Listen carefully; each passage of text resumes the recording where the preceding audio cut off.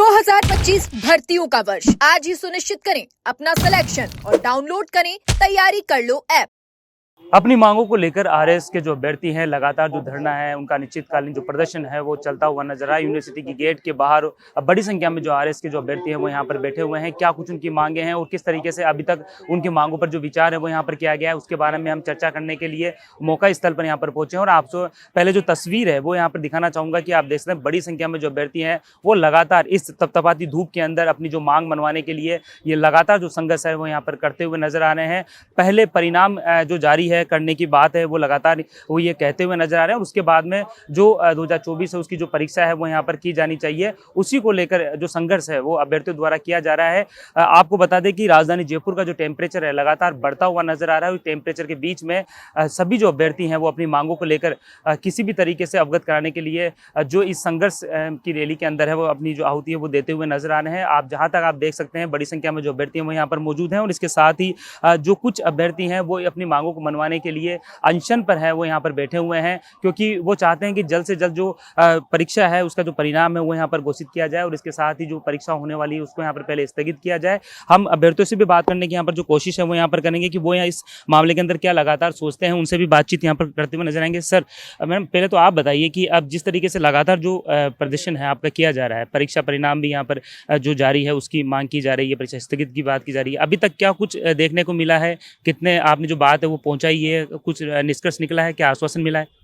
जी, बहुत सारे आश्वासन पत्र हमें मिल चुके हैं, जिसमें डिप्टी सीएम के आश्वासन पत्र हमें मिले थे और उन पे हमारी लगातार बातचीत जारी है अभी। और हम कल शाम से भूख हड़ताल पे बैठे हैं और अनिश्चितकालीन हमारा धरना है। जब तक हमें आरपीएससी का नोटिफिकेशन नहीं आ जाता हमारा धरना चलता रहेगा। जी, नोटिफिकेशन नहीं आता जब तक धरना है वो चलता रहेगा कि, लेकिन लगता क्या है कि देखिए दिया कुमारी हो चाहे जितने भी जो मंत्री हैं वहाँ तक बात आपने पहुँचाई और पहुँचाने के बाद में जो बात है उन्होंने भी आगे यहाँ पर लेटर पे पहुँचाई है, लेकिन आखिर क्यों आपकी जो बात है वो नहीं मानी जा रही है? आखिर क्यों आपको इस तरीके से तपती धूप के अंदर जो प्रदर्शन करने के लिए मजबूर होना पड़ा? जी, मंथन चल रहा है सभी चीज़ों के ऊपर, तो जल्दी हमें पूर्ण विश्वास है सर। जिस दिन पहले दिन हम धरना शुरू किया था उस दिन से हमें पूर्ण विश्वास था कि हमारी जीत होगी और हम जीतेंगे इस चीज़ के अंदर, क्योंकि हमारी जितनी भी मांगे हैं जो फौजियों से संबंधित है, एग्ज़ाम से संबंधित है, और आप जैसे देख रहे हैं पोस्टर्स वगैरह जो भी हमारे लगे हुए हैं कि पहले जो 2023 का परिणाम जारी किया जाए उसके बाद हमारी जो परीक्षा की जाए। तो सभी जितने भी आश्वासन पत्र जिन्होंने दिया था उन्होंने इस चीज़ को माना है कि हमारी जितनी भी मांगे हैं ना वो सारी की सारी जायज़ है। तो हारने का तो हमारा सवाल ही पैदा नहीं होता, हम जीतेंगे, बिल्कुल जीतेंगे। और जिस तरीके से जीतने के लिए यहाँ पर जो संघर्ष है वो यहाँ पर किया जा रहा है और जिस तरीके से बड़ी संख्या में अभ्यर्थी है वो यहाँ पर बैठे हुए हैं, इतनी बड़ी कोई मांग नहीं है आपकी। जिस तरीके से आप लगातार जो प्रदर्शन है, जिस अपनी बात है वो रखने की जो कोशिश है वो यहाँ पर करते हुए नजर आ रहे हो। 2023 का जो परिणाम है, इतने कितने स्टूडेंट हैं जिनका परीक्षा परिणाम होना बाकी है और आपको क्या लगता है क्या इतनी बड़ी मांग है कि आपको इस तरीके से तपती धूप के अंदर प्रदर्शन करने की जरूरत पड़ रही? देखिए सर, सरकार के लिए शायद एक छोटी सी मांग है, लेकिन हमारे लिए ये ज़िंदगी का सवाल है। हम कई सालों तक मेहनत करते हैं ताकि उन सैकड़ों पदों में से एक पद हमें मिल सके, और उसके लिए कोई 12 घंटे 14 घंटे 15-15 घंटे हम पढ़ते हैं और 3 साल में एक बार वो ये वैकेंसी आती है। तो हमारे लिए वो क्या है ये हम ही जानते हैं। और दूसरी चीज़ कि सरकार को भी देखिए धीरे धीरे पता है, लग रहा है ये चीज़ कि हाँ ये संवेदनशील मुद्दा है और वो हमारे पक्ष में कहीं ना कहीं हमें लग रहा है कि हमारे पक्ष में खड़ी हैं। बस हम उनसे चाहते हैं कि वो अपना फैसला थोड़ा जल्दी करें। जैसे अब मैं कुछ चीज़ें आपको बताता हूँ सर, फैसले नहीं हो रहे हैं। हम लगभग हर एक दर पे हमने हमारी याचिका ज्ञापन के तौर पे पहुंचा दी है। अब वहाँ से जवाब देखिए, हम सीधा सा सरकार से एक चीज़ कहते हैं कि सरकार चलाते कौन है? सरकार के टॉप के मुखिया। वो टॉप के मुखिया हैं मुख्यमंत्री जी और उनके जो सहायक हैं 2 उप मुख्यमंत्री जी। दोनों उप मुख्यमंत्री ने हमारे पक्ष में पत्र लिखा है और देखिए उसमें क्या लिखा है।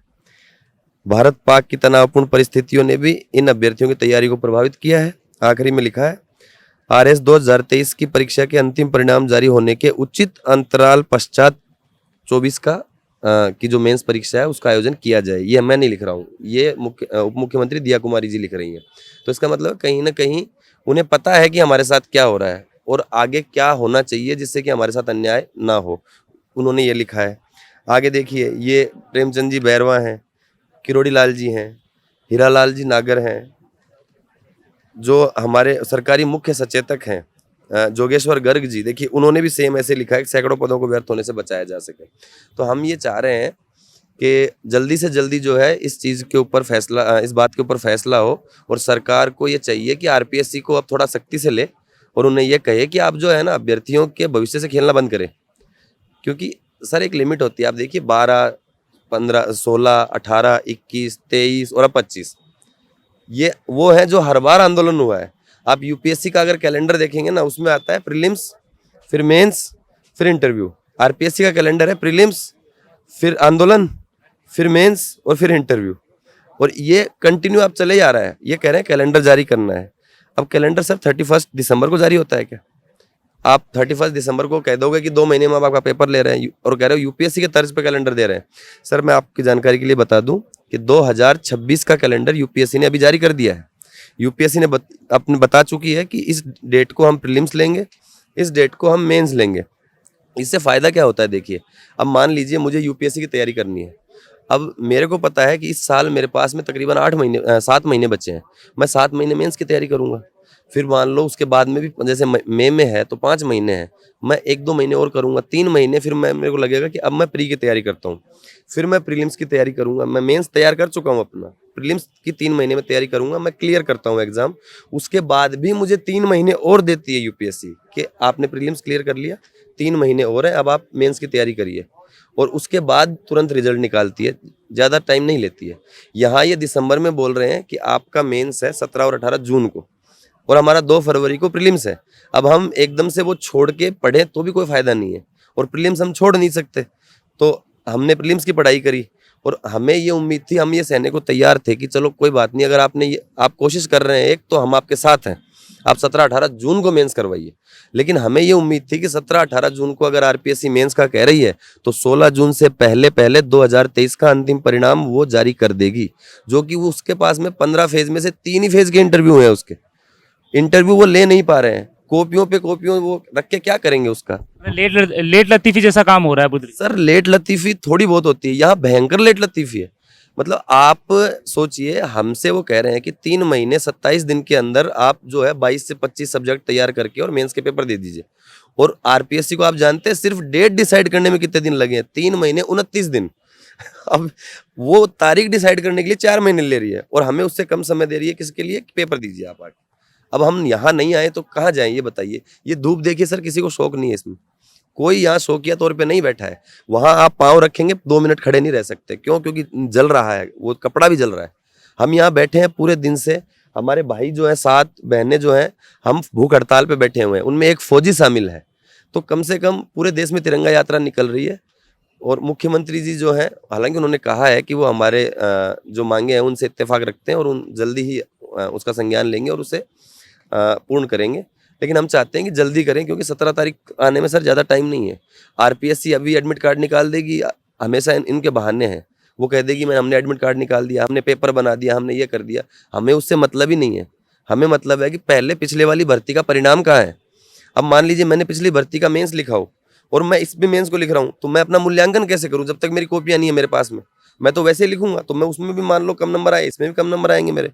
तो पहले उनकी कॉपियाँ दीजिए, उनका परिणाम जारी कीजिए, उससे ताकि हमें अपना मूल्यांकन करने का मौका मिल सके, हमारे फौजी भाइयों को मौका मिल सके। दूसरा, जो 200 से 300 सीटों का जो दोहराव है वो दोहराव ना हो, क्योंकि देखिए सर, एक तो बहुत से लोग जो हैं, जो कि ज़बरदस्ती, जिनके पास तर्क नहीं है, वो तर्क करते हैं कि अगर मान लीजिए 17-18 जून को मेंस हो जाता है तो अगली भर्ती जल्दी आ जाएगी।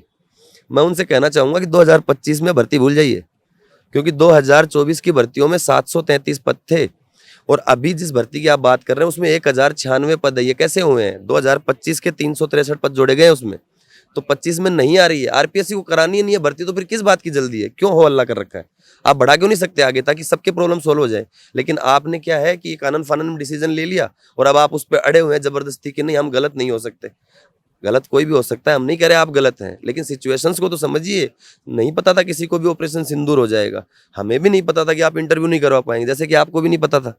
तो अब थोड़ा सा ही सरदर्मिता को छोड़े आरपीएससी, और एक कैलेंडर जो अगले साल का है वो जुलाई तक ही जारी करे, ताकि बच्चों को पता रहे कि हमें अगले 1.5 साल क्या करना है, और आरपीएससी को भी पता रहे कि हमें 1.5 साल क्या करना है। एकदम से 30 दिसंबर को जागेंगे कि कैलेंडर देना है और 31 को आंख बंद करके कैलेंडर दे दिया, इसको कैलेंडर देना नहीं कहते हैं, उससे फिर बवाल होंगे। आपके हिसाब से क्या अड़चन आ रही है, और जिस तरीके से आप बात अपनी बता रहे हैं, क्या लगता है कि आरपीएससी की ओर से मनमर्जी यहाँ पर की जा रही है, क्योंकि मनमर्जी हो रही है जिसके कारण से ही आपको इस तरह तपती धूप के अंदर बैठना पड़ रहा है? देखिए सर, आरपीएससी की तरफ से मनमर्जियां भी कुछ हद तक कह सकते हैं, लेकिन दूसरी तरफ से उनकी भी कुछ शायद मजबूरियां हैं, क्योंकि उनके जो बोर्ड है वो छोटा है। उनके पास अगर 2-3 बोर्ड हो तो वो फटाफट इंटरव्यू करवा ले, उनके पास एक ही बोर्ड है, उनका अध्यक्ष नहीं है कोई, अभी कार्यवाहक अध्यक्ष से काम चला रहे हैं। तो सरकार को भी ये देखना चाहिए कि उनके अध्यक्ष की नियुक्ति करें तुरंत प्रभाव से, उनके सदस्यों की संख्या अगर जरूरत है तो बढ़ाई जाए, जिससे कि हमें दोबारा यहाँ नहीं आना पड़े। बिल्कुल, यहाँ पर दोबारा नहीं आना पड़े। और जिस तरीके से आपको बता दूं कि ये बिल्कुल सही बात यहाँ पर कह रहे हैं, तपती धूप है और इस टेम्परेचर के बढ़ते प्रभाव के कारण कई जो अभ्यर्थी है वो यहाँ पर परेशान भी होते हुए नजर आ रहे हैं। और देखिए, अनशन भूख हड़ताल पर भी यहाँ पर बैठे हुए हैं। सर, आप बताइए कितने लोग बैठे हुए हैं भूख हड़ताल पर, और किस तरीके से आप मान रहे हैं कि ये भूख हड़ताल के जरिए आपकी जो बात है वो वहाँ तक पहुँच पाएगी या नहीं? हम लोग यहाँ पे 7 जने हैं जो कि भूख हड़ताल पे बैठे हुए हैं, और हमारे एक फौजी भाई हैं जो कि हम लोगों से भी ज़्यादा समय से भूख हड़ताल पे बैठे हुए हैं। तो उनकी हालत तो हमसे भी ज़्यादा बुरी है इस समय पे। साथ ही साथ मैं ये कहना चाहूँगा कि जो भी कुछ हो रहा है इसके अंदर मुद्दा सिर्फ और सिर्फ आज का नहीं है। आने वाले समय के अंदर जो जो चीज़ें, जिस तरीके से हमारा देश प्रगति करना चाह रहा है, उस तरीके से अगर वो ये देखा जाए कि यहाँ पे जो बच्चे आगे जाके प्रशासनिक सेवा में आने वाले हैं उनका समय भी बर्बाद किया जा रहा है। इससे ह्यूमन रिसोर्स भी बर्बाद हो रहा है गवर्नमेंट का, सिर्फ पैसा बर्बाद नहीं हो रहा है। तो ये जो समय की बर्बादी है ये किसी भी तरीके से आप बाद में नहीं ठीक कर पाएंगे। तो इस चीज़ के बारे में ज़्यादा से ज़्यादा सोचें। एक चीज़ और है, सारे मुद्दों के अंदर सारी बातें सामने आ रही हैं, पर एक तबका और है हमारे बीच में जो कि गरीब बच्चों का है। मेरे पास एक मैसेज आया कि एक बच्ची है जो कि बीकानेर के गांव में है, उसके पास ना कोचिंग है ना उसके पास में पैसे हैं। वो जैसे तैसे करके अपनी पढ़ाई करती है और प्री के अंदर सिलेक्शन लेती है, पर जैसे ही वो मेंस की तैयारी करने के लिए कोशिश करने जाती है तो उसके अंदर उसके पास सिर्फ और सिर्फ 3 महीने बचते हैं, जो कि उस बच्ची के लिए बिना कोचिंग के, बिना किसी तरीके से इम्पॉसिबल बना देता है उसको मेंस की पढ़ाई को पास करना। तो हम एक तरफ तो इक्वालिटी लाने के लिए रिजर्वेशन दे रहे हैं और इतनी बड़ी बड़ी बातें कर रहे हैं, पर हम दूसरी तरफ जो गरीब बच्चे हैं उनको समय तक नहीं दे रहे हैं। उनके पास ना पैसा है ना उनके पास में कोचिंग है, पर जो भगवान ने समय दिया है वो भी आरपीएससी छीन ले रही है। तो ऐसे डिसीजंस लेने के लिए मुझे नहीं लगता कि आरपीएससी को शाबाशी मिलनी चाहिए। यहाँ पे जो गलती है आरपीएससी को स्वीकार करनी चाहिए। साथ ही साथ ये भी देखना चाहिए कि बच्चे हैं जिनकी जो एज होती है जिसके अंदर वो अपना जीवन जीते हैं एक्चुअल में, वो एज 3-3, 6-6 साल सिर्फ और सिर्फ उनकी गलतियों की वजह से इन एग्जामों में और इन धरनों में बेकार कर रहे हैं। तो इस मामले के अंदर आरपीएससी को वास्तव में अपने जितने भी मेंबर्स हैं उनसे खुद को संज्ञान लेना चाहिए कि ये जो गलतियां बार बार दोहराई जा रही हैं इनका कारण वो हैं कि बच्चे हैं। इस मामले में वो सोचें, क्योंकि अगर प्रशासनिक से, क्योंकि वो भी अपने आप में प्रशासनिक अधिकारी ही हैं, हम भी वही बनेंगे। तो अगर प्रशासन में ही इस तरह की गलतियां रहेंगी तो हम अपने से छोटे जो कर्मचारी हैं उनको क्या सिखाएंगे, उनके लिए क्या आइडियल बनेंगे। जी बिल्कुल, देखिए आरपीएससी जिस तरीके से अपनी जो बात है वो रख रही है, और जिस तरीके से अगर सही तरीके से बात होती तो कहीं ना कहीं ये जो अभ्यर्थी है आज तपती धूप के अंदर जो अपना विरोध है वो यहाँ पर जताते हुए नजर नहीं आते। सर, आप भी यहाँ पर बैठे हुए हैं, एक तरफ देखिए अगर बात करें तो तिरंगा यात्रा भी निकलती हुई नजर आ रही है, और जिस तरीके से एक उत्साह भी यहाँ पर देखने को मिला, जिस तरीके से भारत और पाकिस्तान के बाद में जो ऑपरेशन सिंदूर यहाँ पर चलाया गया था। लेकिन ये एक अलग नज़ारा है जहाँ पर अभ्यर्थी यहाँ पर तपती धूप के अंदर बैठा हुआ है, कुछ मांगे हैं जिन मांगों को पूरा करने की बात यहाँ पर कह रहा है। आप खुद क्या कुछ चाह रहे हैं, क्यों यहाँ पर बैठे हुए हैं, और किस तरीके से आप अपनी गुहार लगाना चाहते हैं ताकि यह अभ्यर्थी अपने इस अनशन को ख़त्म भी कर सकें और यहाँ से जो खुशी खुशी चेहरे के साथ में लौट सकें? जी सर, धन्यवाद आपका। मैं खुद भूतपूर्व सैनिक हूँ और मेरी तो यही गुहार है सर कि हम आर्मी वालों ने पूरे देश को गौरवान्वित करने का अवसर दिया था सर। हमने हमारी तरफ से कोई कमी नहीं छोड़ी है, लेकिन सरकार की जो कार्यप्रणाली है वो कार्यप्रणाली कहीं ना कहीं गलत है।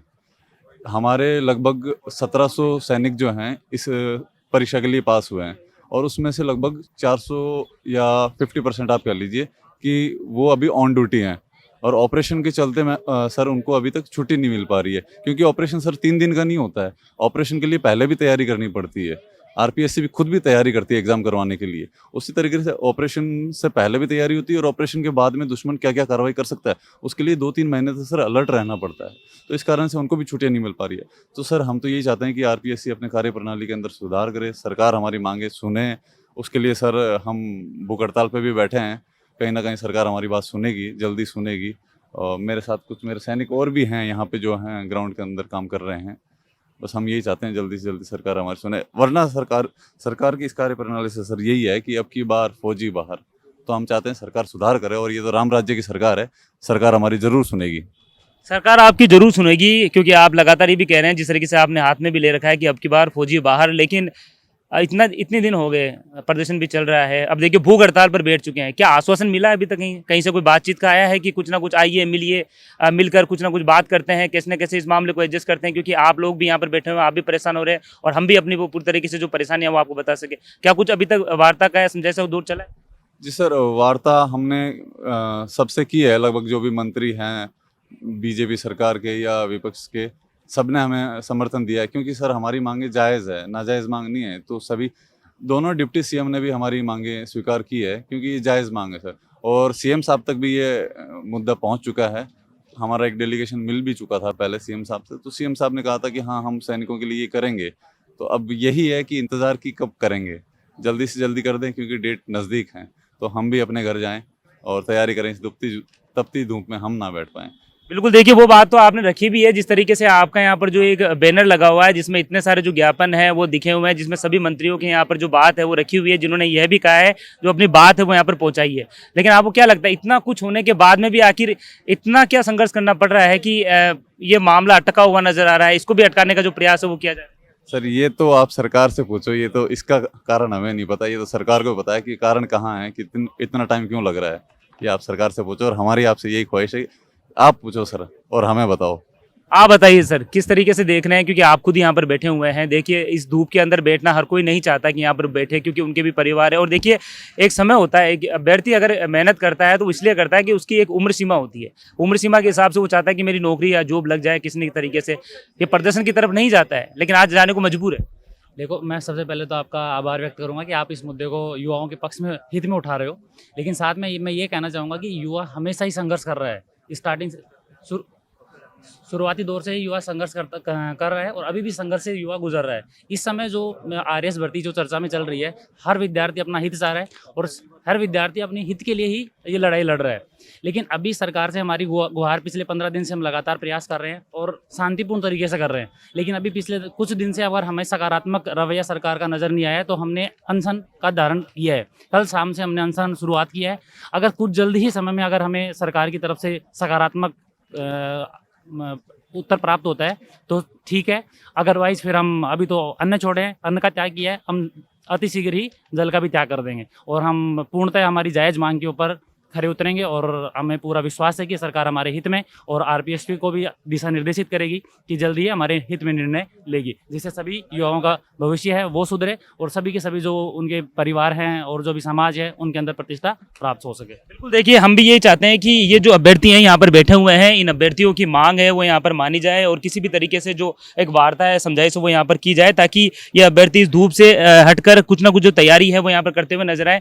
एक और मानना चाह रहा था कि अब तक तो आपने ये कर लिया सब जो कर रहे हैं, अब आगे की रणनीति किस तरह से रहेगी? क्योंकि देखिए इंपॉर्टेंट होती है कि जब धीरे धीरे एक एक दिन निकल रहा है तो आपकी जो सहन शक्ति है वो भी निकलती हुई नजर आती है, क्योंकि आप लोग लगातार अपनी जो बात करते हुए नजर आ रहे हैं। तो क्या लगता है कि अब किस तरीके से रणनीति रहेगी आगे? देखिए, आज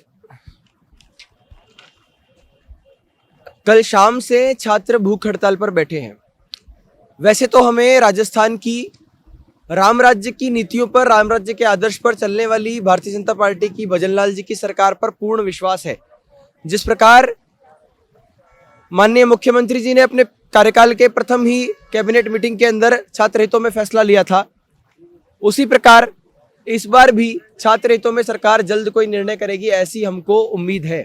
लेकिन आरपीएससी की नीतियां ऐसी बन रही हैं, आरपीएससी की परीक्षा नीति, आरपीएससी का कैलेंडर, उसकी व्यवस्थाएं, उनमें इतनी खामियां हैं। इसकी वजह से छात्रों में, राजस्थान प्रदेश के युवाओं में सरकार के प्रति असंतोष उत्पन्न होता है और उस असंतोष का ही परिणाम था कि पिछली सरकार जो कांग्रेस सरकार थी उसमें पेपर लीक की गतिविधियां, परीक्षा में अनियमितताओं की गतिविधियां, इनके कारण से उस सरकार के प्रति युवाओं में, छात्रों में रोष था और उस सरकार को राजस्थान से बाहर किया।